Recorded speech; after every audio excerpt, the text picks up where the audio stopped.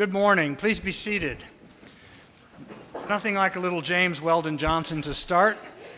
Welcome to Mayflower Church, Mayflower Congregational UCC Church of Christ, where we believe that no matter who you are or where you are on life's journey, you are welcome here.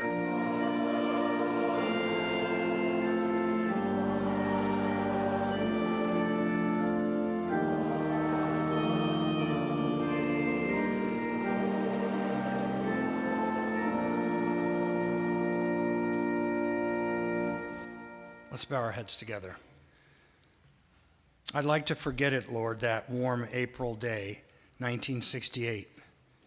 When the news came, Dr. King had been shot dead. Bobby Kennedy broke the news to the country, not knowing, as he eulogized King so eloquently, that his life would end in a matter of weeks. Bullets were flying, Lord. And it seemed like anyone who stepped out of line, the man would come and take you away.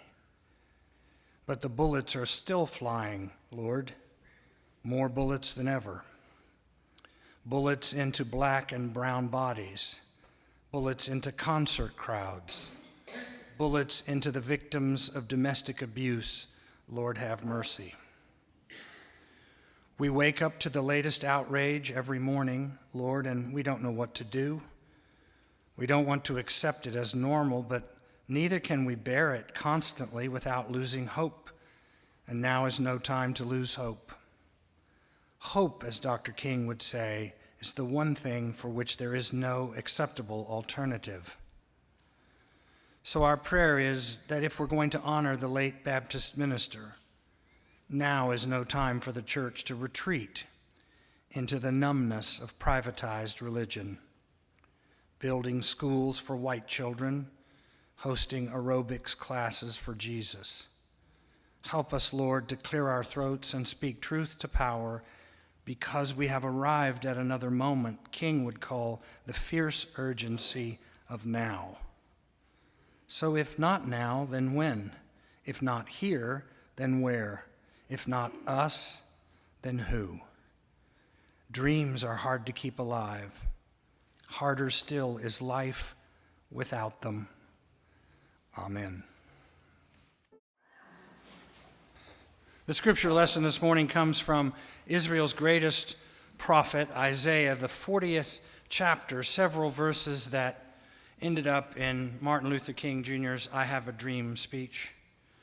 A voice cries out in the wilderness, prepare the way of the Lord, make straight in the desert a highway for our God. Every valley shall be lifted up, every mountain and hill shall be made low. The uneven ground shall become level, and the rough places a plain, and then the glory of the Lord shall be revealed, and all people shall see it together, for the mouth of the Lord has spoken. Here ends this reading inspired by God. May God grant to us wisdom and especially courage for interpretation. Donald Trump, President of the United States of America, is a racist. A racist. There's no other way I could have started this sermon on the weekend celebrating the 50th anniversary of the birth of Martin Luther King Jr., the death of Martin Luther King Jr. And if you think I need to be forgiven for saying this from the pulpit, I accept your forgiveness. But if you think I could forgive myself for not saying it, you are mistaken. I think that would be a sin.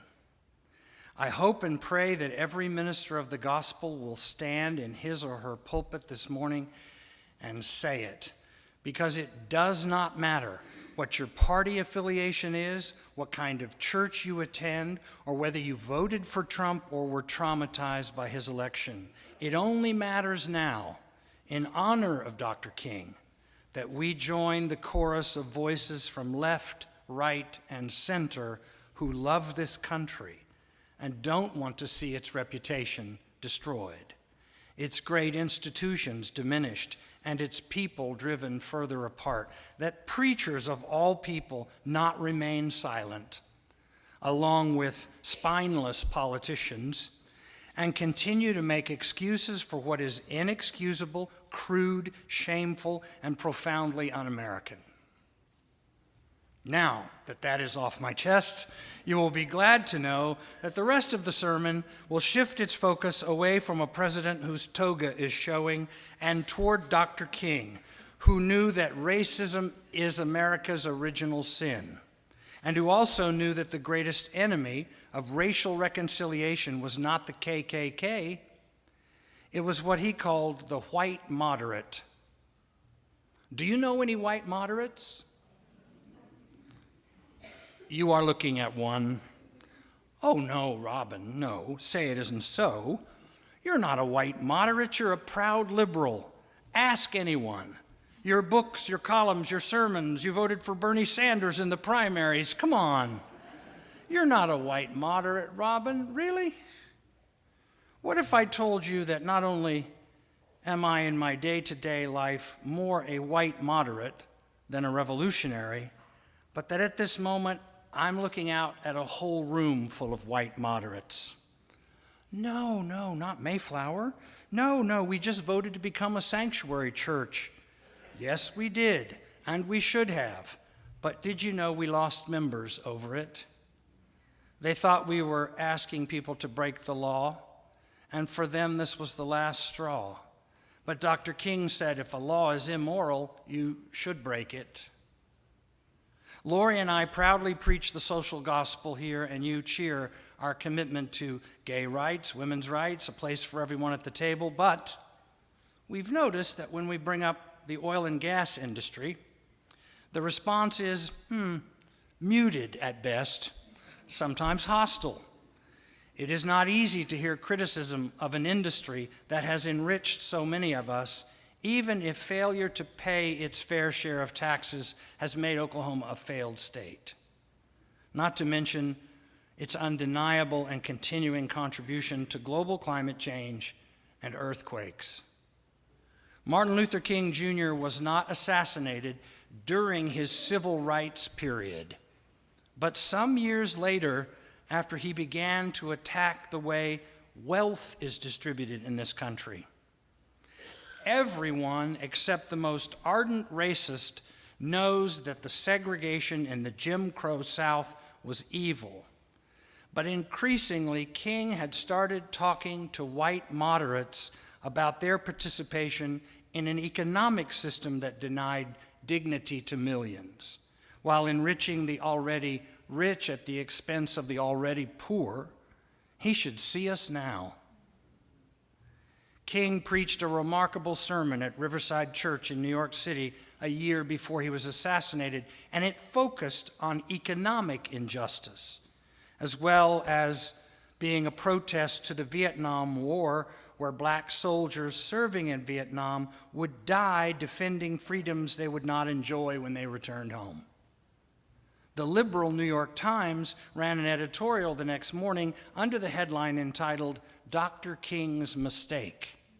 It basically said he should stick to something he knows about, namely civil rights, and I guess leave Wall Street to figure out how the economy works.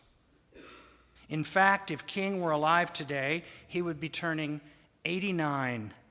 Perhaps he would be walking with a cane, his hair white as snow, but I doubt that he would spend much time on Trump. He would simply say, "What did you expect?" He has been a racist his whole life, and so has America. And there is great political power in releasing the racism that is in all of us, especially when our white world seems to be slipping away from us. But that is not what I think King would be talking about if he were alive today. I think he would still be focused on us white moderates who remain silent because they benefit from the system and do not want to rock the boat.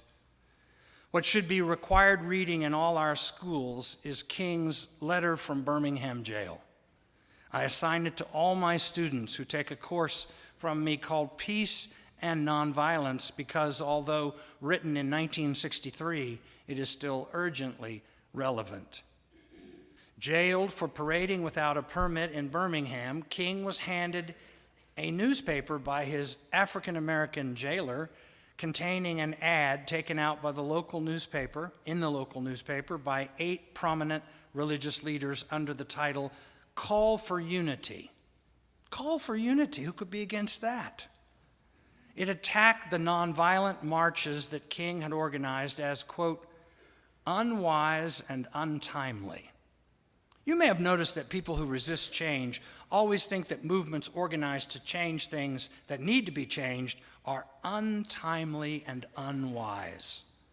Today, for example, there's never a good time to discuss race relations or gun control for that matter, because we're always grieving the latest tragedy, so we're always told to wait lest we politicize the moment. But you see, the delay itself is politics. Writing in what one scholar called a controlled fury, King explained why time is morally neutral with regard to injustice, and that justice delayed is justice denied. White, moderate clergy always want to have it both ways, King said, appearing to be concerned about law and order while also protecting their restless and conflicted congregations. Just as in the Black Lives Matter movement today, which I have no doubt King would be supporting, white moderates play on the fears of the outside agitator and extremists, making discipleship into a kind of expedient pragmatism. What King understood is that fear is the enemy of the moral life, and fear is stoked by the rhetoric of insider and outsider. King's message was aimed at all those who are more devoted to order than to justice. That is why anti-immigrant rhetoric is so dangerous in our time. It provides us all with a scapegoat for the problems that we have created but can now blame on others. In response to the president's crude remarks in the Oval Office about you-know-what whole countries, Bret Stephens, the most conservative columnist writing for the New York Times, penned a piece called "Proud to Live in a Nation of Holers." It's terrific. His own paternal great-grandfather came from Moldova, the poorest country in Europe, escaping an anti-Semitic rampage that preceded the Holocaust. He came to New York, and he labored as a carpenter in the Brooklyn Navy Yard for $8 a week. Stephens wrote, "Low skills, low wages, minimal English, lots of children, and probably not the best hygiene. That's half my pedigree. The other half consists of refugees." But I'm not alone, he continued. America is a nation of holers. It is an improbable yet wildly successful experiment in the transformation by means of hope, opportunity, and ambition of holers. Holers into doers, makers, thinkers, and givers. Are you of Irish descent? Italian, perhaps. Polish, maybe. Scottish? Chinese? Well, chances are your ancestors did not get on a boat because life in the old country was placid and prosperous and Grandpa owned a bank. With few exceptions, Americans are the dregs of the wine, the chaff of the wheat. If you don't know this by now, it makes you wax in the ear. Donald Trump is the wax in the ear. Why does he think that some people make good refugees and others make bad ones? The answer, of course, is race. He wants more Norwegians. But here's the truth, that strange inconvenience that the president is so unfamiliar with. Most immigrants do not bring the dysfunction they are fleeing with them. They come to escape them and start a new life. This is the genius of America.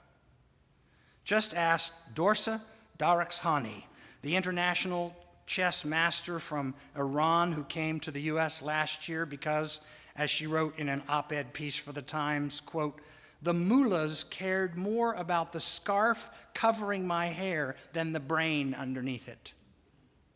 Vietnamese boat people did not bring fratricidal hatred with them to America. I know this because my son, Cass, dated the daughter of first-generation Vietnamese boat people who are now both engineers at Tinker Air Force Base. They're among the hardest working, most accommodating, most generous, most patriotic people I've ever met. Soviet refuseniks did not bring a Soviet work ethic with them. They did not steal jobs. They filled jobs Americans wouldn't do, or they created new ones.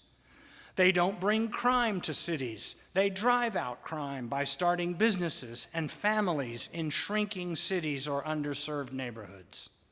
They don't undermine American culture. They feed, enrich, and reinvent it, not least through their educational ambitions for themselves and their children. This is true of most immigrants, Stevens writes, but perhaps more so of the so-called holers from sub-Saharan Africa.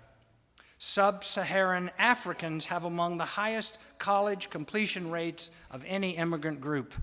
As for Haitians, they have a higher labor participation rate than the overall workforce and a median household income that is robust by the standards of any developed nation. Why? Why? Because immigrants self-select. They have a broader perspective. They know their luck. They want it more. The miraculous thing about America is mostly invisible to those who've known nothing else. They can't see it. To really see it, you must first rise up from a hole. The president has not, to say the least, risen from a hole, but he is sinking into one. We have a president, Stevens wrote, who is even more ignorant of America than he is of the rest of the world. Besides, his preference for more Norwegians is kind of humorous. I mean, it is and it isn't. It's based on race, of course, but the quote of the day comes from May Guy, an immigration historian at Columbia University. Listen. Obviously, he likes Norwegians because they're white, but he knows nothing about Norway, a country with a single-payer universal health care system and free college education. Why would anyone want to leave Norway for the U.S.? To honor Dr. King, here's what we should do. First, consider joining the march tomorrow at 2 p.m. that launches from the corner of MLK Avenue and Northeast 20th Street. And in the year to come, we should remember that King wasn't looking for fans and wasn't a perfect man himself any more than Jesus was. This morning, all over this country, words will be spoken that will sound as if they're honoring Dr. King. Much of it will be whitewash. Whitewash.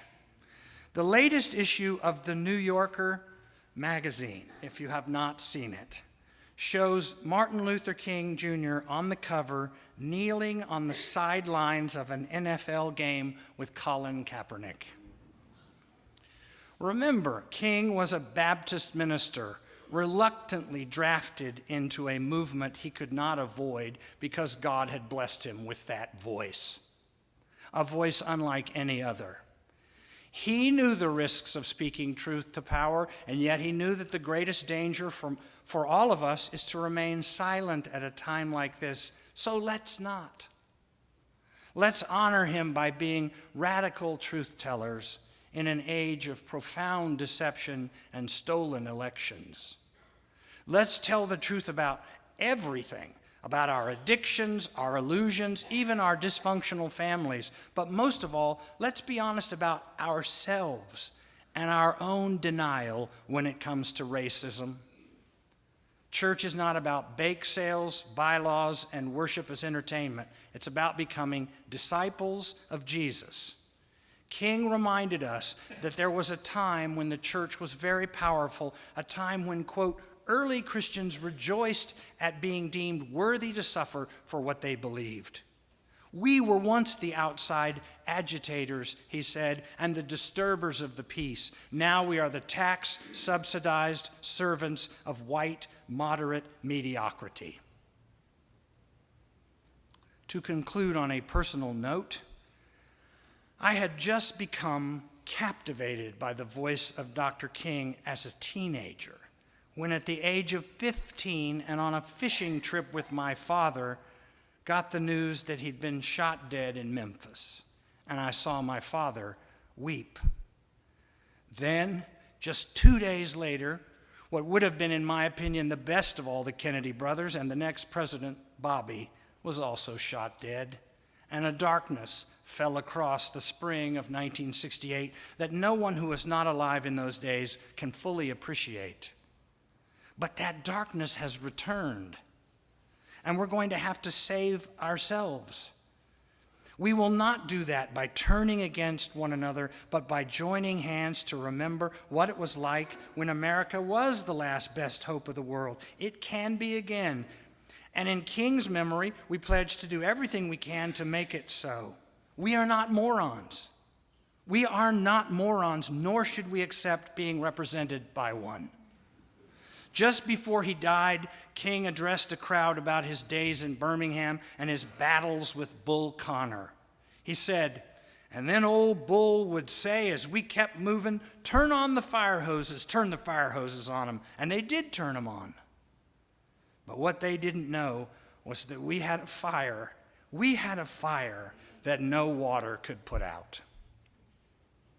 That's what I want for this amazing church, to know that God is not done with us, not even with our white moderate souls, until we say and then do what these times require of us. We must. Would the waters of our baptism Would that the waters of our baptism would make our commitment to resistance an unquenchable fire. To close, here is one of King's lesser-known quotes. "If you can't fly, then run. If you can't run, then walk. If you can't walk, then crawl. But whatever you do, you have to keep moving forward." We will, Dr. King. We promise not to let the dream die. Sincerely, Mayflower's white moderates. Amen.